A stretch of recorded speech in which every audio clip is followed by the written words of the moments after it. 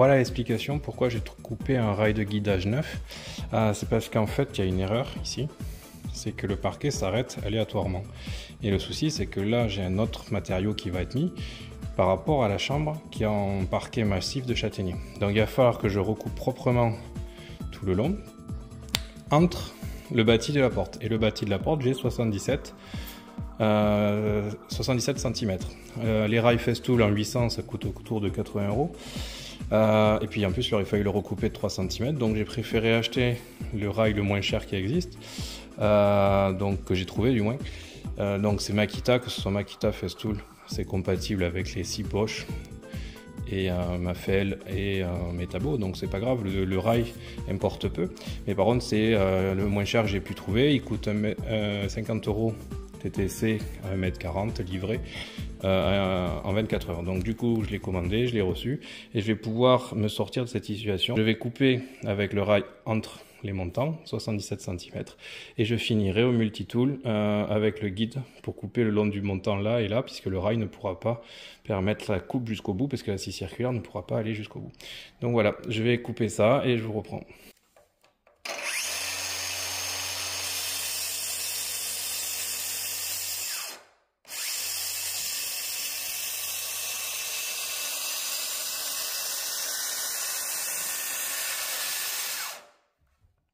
Donc voilà, j'ai coupé. Maintenant, je vais finir ici avec le multitool puisque je peux pas aller contre le montant.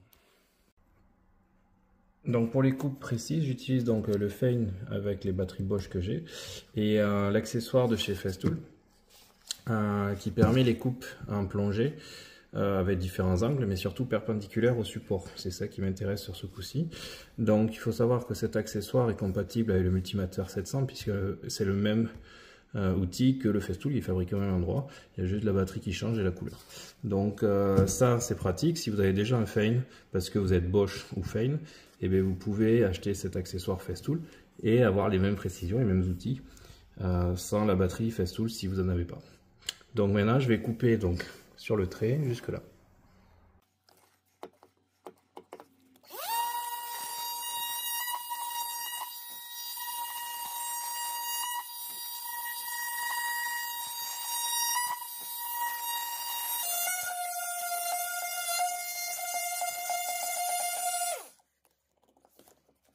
Le curseur derrière, on peut changer l'angle.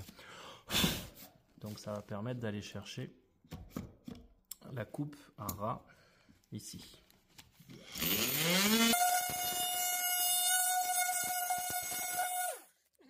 maintenant, hop, je peux retirer donc le parquet. J'avais réglé la profondeur, donc j'ai même pas coupé le liège qui sert de protection acoustique pour les impacts. Et là, il me reste juste un tout petit bout. Je vais pas le casser pour pas faire moche, donc je vais réessayer à main levée. Donc pour ça, c'est assez facile. Il suffit de défaire le support, de se mettre en face d'une flèche, défaire le support en défaisant une flèche, et hop.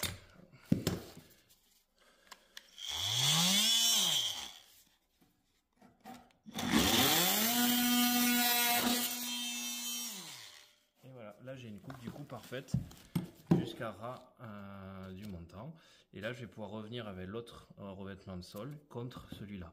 Alors la jonction aurait été idéale au niveau sous la porte, effectivement. Le problème c'est que si je coupais ici, j'étais en dehors du chevron et du coup ça ne portait plus. Là, je vais pouvoir faire porter le nouveau revêtement sur ça. Et si je coupe ici, c'est celui-là qui portait, ce côté qui portait plus. Donc c'était embêtant. Donc j'ai fait une coupe mal taillée entre les deux. Ça sera moins esthétique, mais ça sera toujours plus propre d'avoir deux jonctions droites et qui portent pour le craquement ou le grincement, plutôt que de couper en dehors et d'avoir toute cette partie dans le vide. Voilà, j'espère que cette astuce vous aura aidé si vous avez ce même problème. Donc j'ai recoupé un rail Makita pour pouvoir faire une coupe le plus long possible. Et ensuite, avec cet accessoire, je peux couper bien perpendiculaire et à ras. Merci à vous. Donc voilà, l'association des marques, ça permet, avec les différents accessoires, d'arriver à un résultat propre. Donc j'ai recoupé mon seuil de porte, c'est parfaitement rectiligne. entre deux montants. La petite marque là-bas, c'est du crayon, je vais l'enlever. Et donc du coup, grâce à tout ça, on peut avoir un client satisfait. Merci à vous, au revoir.